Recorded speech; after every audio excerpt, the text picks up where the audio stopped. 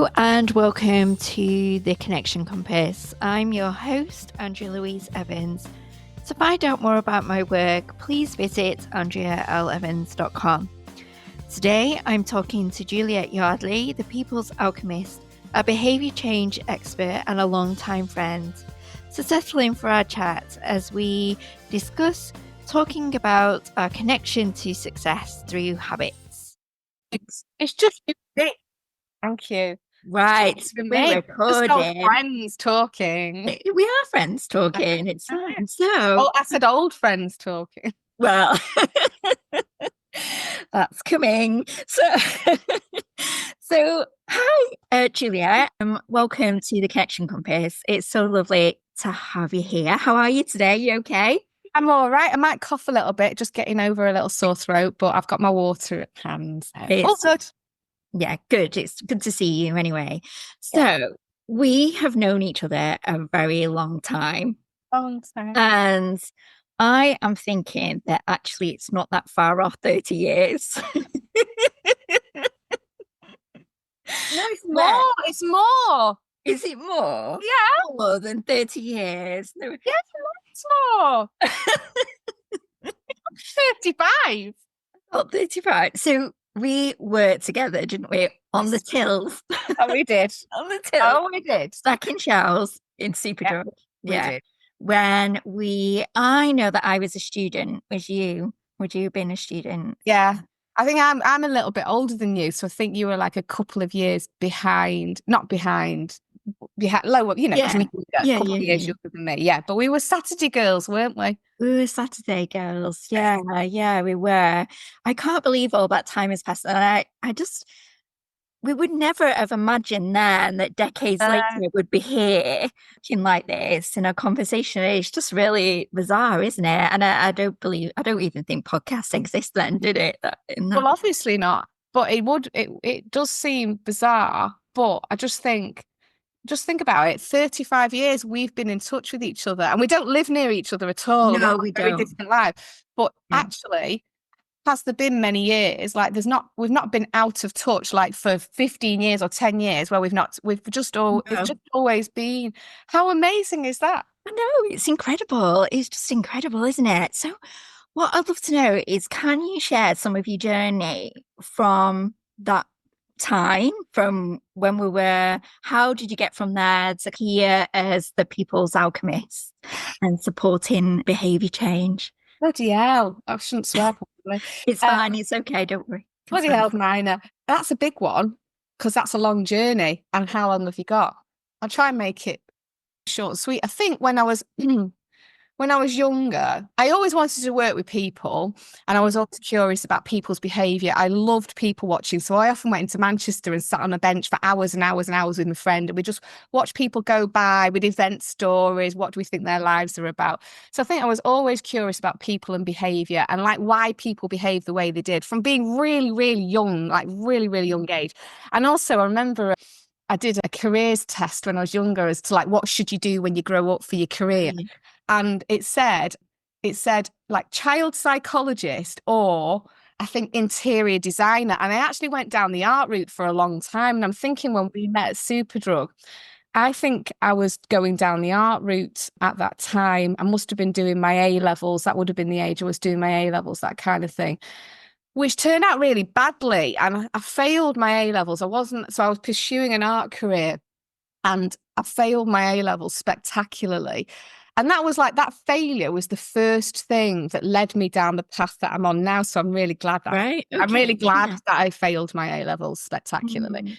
And being curious about people took me, I don't know if you remember this, but I was allowed to leave Superdrug a few times because I went to summer camp in America.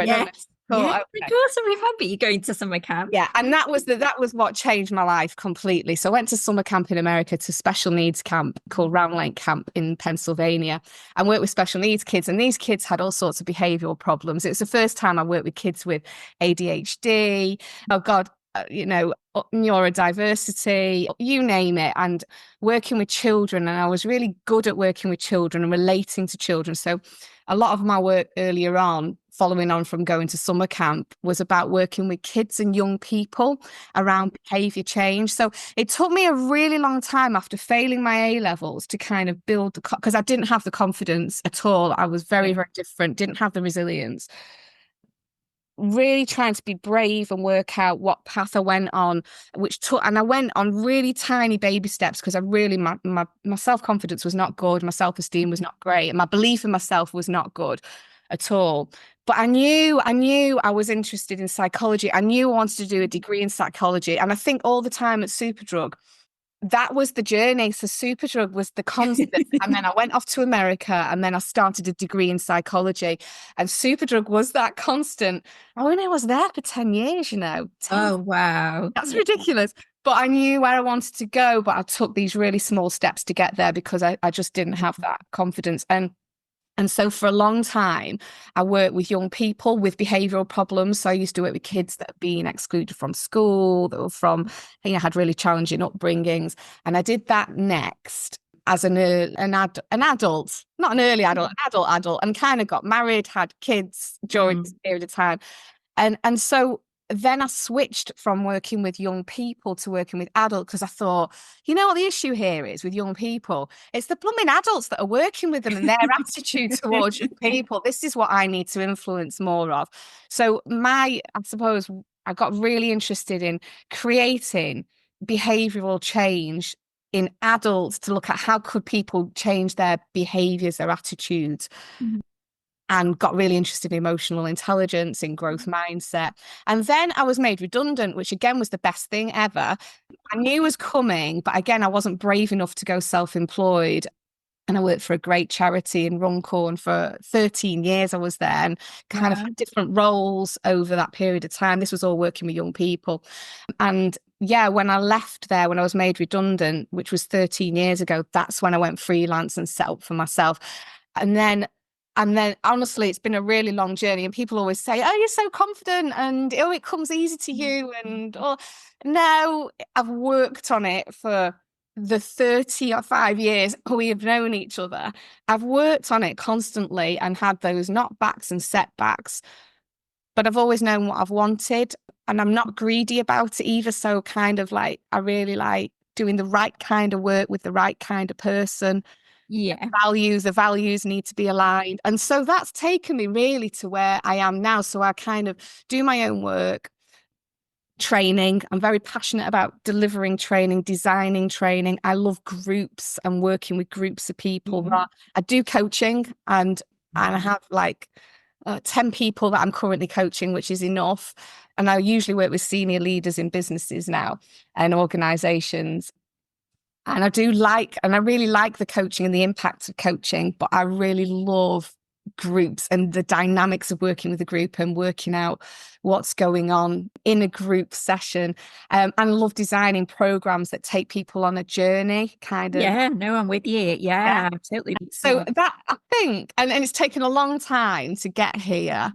And I don't know where things are going to go, but I'm not ready to quit. Like I love doing what I'm doing, and it's given me, being working for myself has given me kind of that freedom to work with who fits, who I think I can work best with. And sometimes my face won't fit. I'm not the right personality or whatever, or skill set, but I'm quite passionate about being like myself authentically, which has taken a very, very long time to get comfortable with being my authentic self. And can I ask you a question about when you think about that authentic self, or when you've worked on your confidence and you've done it step by step? Yeah. In the background, does it always come back to that moment of when you failed your A-levels, do you think, at all? Because I didn't do well at school or college. Yay, go on. And it really has like impacted my self-confidence. And when I'm really struggling with something, it always comes back to that. Or, when I start to begin something new, I have this, it's almost like it's like you say, you have to work on it every day to overcome it, to get past it in everything. I think the thing that helps me. So first of all, like there's no point if I'm delivering training on something like authentic leadership, I have to do it myself. Yeah, absolutely. I can't not do it. For me, and it's other people that have really helped me with this when other people might coach me or help me, is that narrative, the internal narrative, and challenging it. So you make your own story. And so I can say a story and I can say I failed my A levels, I'm not good at academic stuff, or I'm thick, or I can back up all those things because I can say I failed my A levels. But you'll notice that the narrative I've given is the opposite. Absolutely. I'm so pleased that I did. I'm so happy because it's taught me. It took me down a path that I really wanted to go down, that I really am passionate about. And it's taught me how to be resilient. So it's taught me that actually I've got to keep pushing. If I want to be true to myself, I've got to keep challenging that negative inner voice, challenging that narrative that it's not actually true. It happened. It's a fact. It's a fact that happened, but I can make it something that builds my confidence or brings it down. That's my choice. Yeah, and it's not your story of your whole life. I think when you're that young person, though, sometimes it's very difficult to see that. It's when you come. It's like you say, when it's like for me at school, it absolutely taught me about resilience as well. It's just that at that moment in time, because if everybody around you has done really, really well, you're a bit like, my word, like, is this going to be my whole life? But it very rarely is it? There's just absolutely so much more. And it's a measure. And I won't go down the rabbit's hole of what I think about academic attainment and how not important it is, because it's not.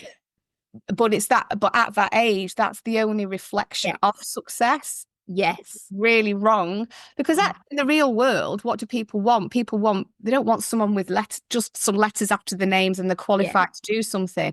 They need to know that the person they're working with is good at what they do, or has life experience, or has got a skill set. And that counts for so much more, especially in the kind of work we're doing. The qualification is incidental. And I really find that that's true. Like, the proof is out there. Nobody ever asked me, honestly, nobody ever asked me what I'm qualified to do. They want examples of people I've worked with. What's the impact been? Or they meet me and they get a feel about me that feels right or doesn't, or whatever. So we have to challenge these things.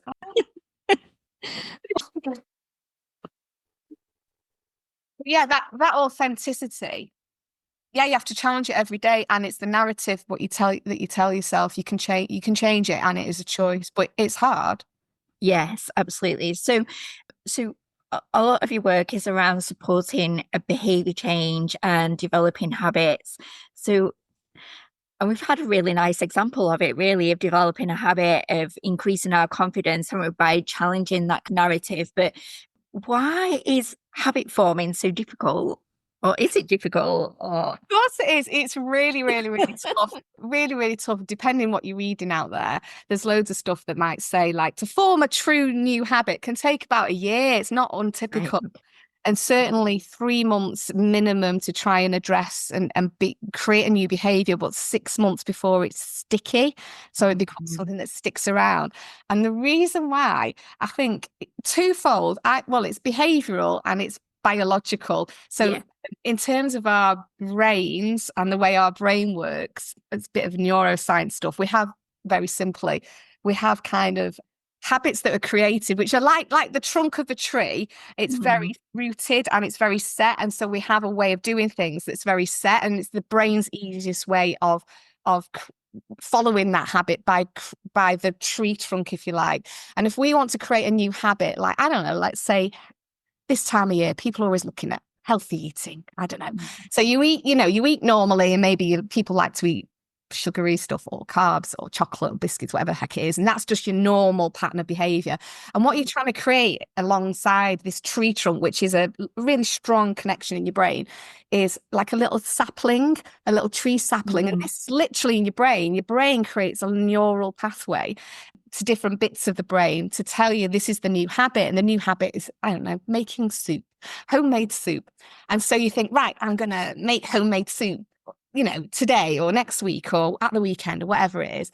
And so this little neural pathway comes along that tells you, this is great, a really good idea. But the tree trunk is pulling you back to this other easier idea. So the idea of creating a new habit is to develop this sapling is that you have to repeat the new behavior over and over again. So that the more you make the soup, the more often you make it, and the habits you create around it will create not just a sapling, but it'll start growing stronger roots in the brain. It becomes thicker. And it is a neural pathway. If we give up that behavior and we stop doing it, that neural pathway literally it withers away and prunes away and dies in the brain, and it just takes you straight back to your old habit and behavior. So the trick is repeating that habit over and over and over again to get it stronger in the brain by practicing it over and over and letting the big tree trunk, which is the normal habit of crisps, biscuits, chocolate, whatever, to, I guess, shrink down a little. But your brain will always, always, always want you to take you to that path. Right. So you've got to fight against it. And so the behavioral stuff, so that's the biological. The behavioral stuff is putting behavioral habits in place, like creating a prompt. So start like having a prompt to prompt your behavior. So it might be a time of day. It might be the shopping list that you write. It's creating a prompt to make the behavior happen that will lead you to making the soup. And then when you have to make the soup, and you drink the soup and then you feel great, you have to really reflect on the benefit of creating that new behavior of the soup and eating it that prompts the new behavior again to make that little sapling stronger. So it's so hard because the easiest thing to do is to just can't be bothered. The crisps seem much nicer. Yes, or it takes a little bit more effort. So it's actually quite a lot of hard work that I mean it's continuous hard work. Yeah. Is there a way of making it easier for people? Because we are a very distracted society, I feel, these days. It's quite easy to become distracted, pulled away. Absolutely, because there's so many things to distract us, and we can say, "Oh, we're always busy." I mean, I'd say it all the time, "I'm busy, busy, busy." We're always so busy. So what the plan could be is, and I use, one of the things I will definitely use. I'm sort of pointing to my phone, right? You can see it. Is I like have a plan, like a daily plan almost of things that I want to put into place. And it should be small steps. So I won't do something big. So say, for example, if you take developing confidence, that's massive. Like that's a really massive topic. So what do you like to start small with building confidence? If I want to build confidence in something, what small thing can I do? And it depends what it is that I want to build confidence in. So say I want to be knowledgeable about something and I'm thinking, I really lack confidence. I don't know about this area. The small start I might make is I'm walking the dog today. Later, I'm going to line up a podcast so I can learn about this topic just to start really small. And I write it down on my phone as a task to do that I know that I'm going to enjoy, and then I can tick it off and it feels like a small a reward. So it's kind of like starting off with a really, really small habit and repeating that is a really good way to start. Sometimes it's and I'm tracking it, so really looking at how many times have I done that, and then celebrating that is really helpful. Writing it down, journaling, that kind of thing's dead helpful. Sometimes also buddying up is really good. So having someone like accountability buddy is so good, where you say, right, I need you to challenge me, to remind me that I'm doing this, or we're going to do this together and we're not going to back down. So that can be really, really helpful. And I have said it already, but celebrating those wins, so important, and so important for your self-confidence. We don't kind of just go, oh, well, we don't brush it off. We actually go, I did that and it felt really good, and I'm going to hang on to how that felt, or even write it down. And then be kind to yourself. Like, don't be too hard on yourself. If you mess up for a day, or you forget to do it, or you really can't be bothered because you're really tired or you don't feel great, be kind. Like, tomorrow's another day. And you try again. Absolutely. It's perfect. And there's nothing more rewarding than ticking something off your list, is there? I love it. I love ticking something off a list. It's so good. It's really addictive, isn't it? I love it. And putting stars and colours. Oh, yeah. So, have lots of lists, lots of colours, stars, ticks. you know. And it's whatever works for you. I mean, I use like Microsoft To Do, and it's just not like, I've already put stuff on today, and I can go ping, and it's done, and it goes, and it's like, I've done it, and my list disappears over the course of the day. As long as your list is realistic. Yeah. Like, people often think 30 things on your list. It's like, no, yeah. all stuff is Or good. do your priorities for the day. Yeah. That can be what's important. So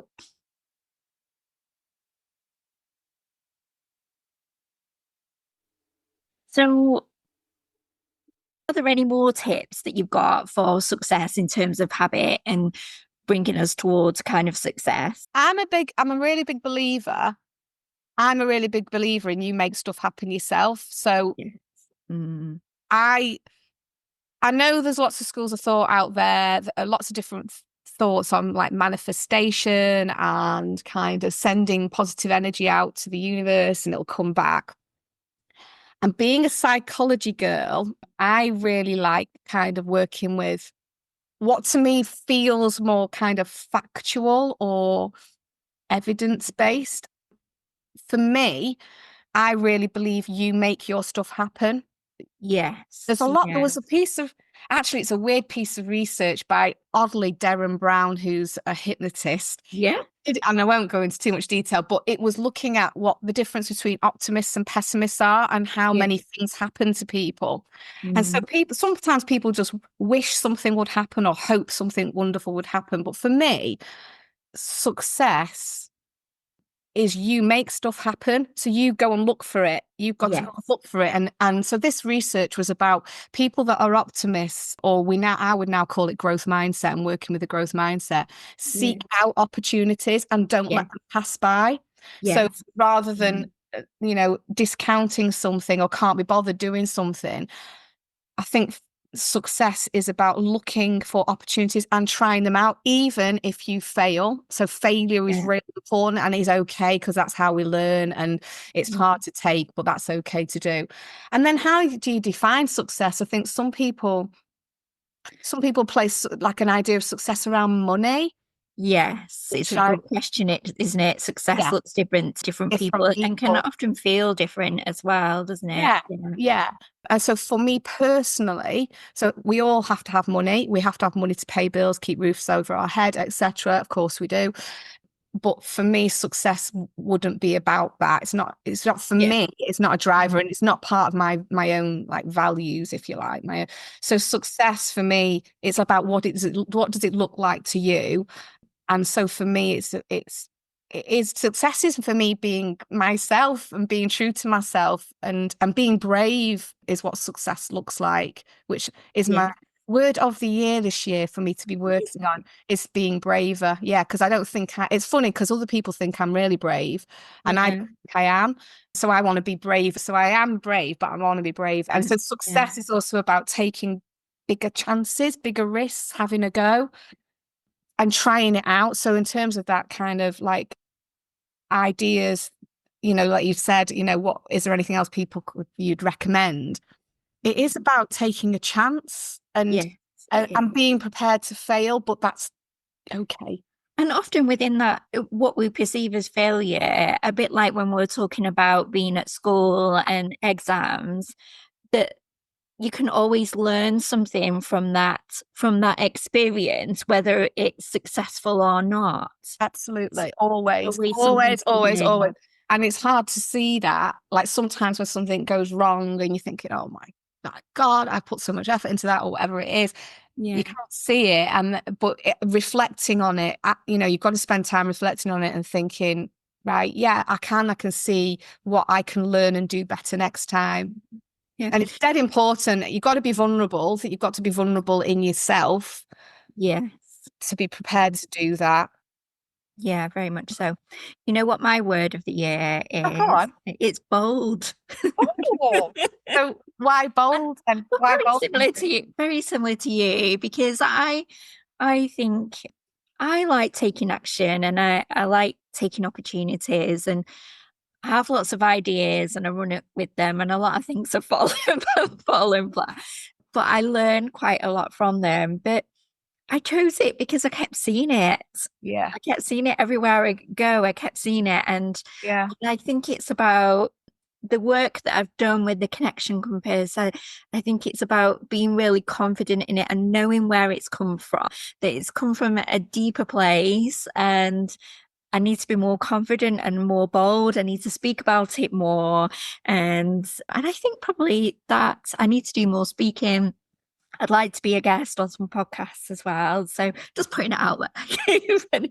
No, absolutely. And it's really interesting when you say that word, like I think of you already as bold. Like I always like no, I always have done. I've always thought like she is so bold because you've always been someone who over all those years you've you've been able to kind of just make that kind of this doesn't feel right, I'm going to change it, or I've got Yeah. this idea, I'm going to do Mhm. that.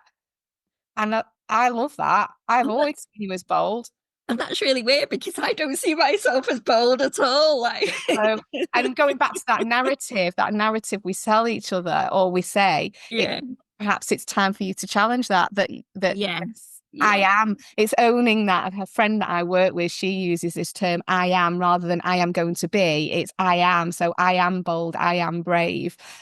And that's the narrative. So we change the language around it. We will become that. Mhm. Be bolder. Yes. Be bolder. Yes. So, and that's really interesting to hear, actually.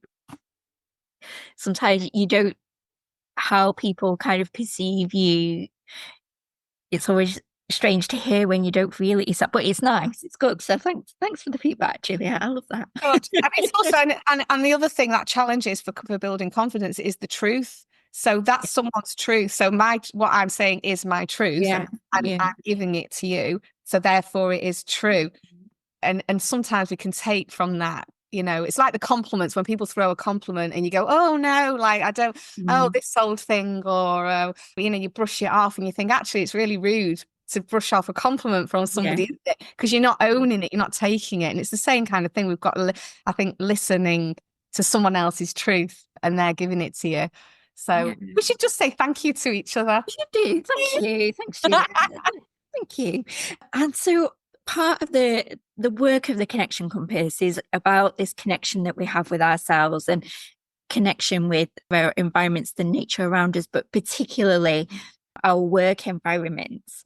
And and I don't want to let you go without asking you a question about habits in work, and Yeah. particular around because you wrote a piece recently around work-life balance. Oh yeah. I was just wondering how habit forming can help us achieve that work-life balance, which is incredibly difficult to do.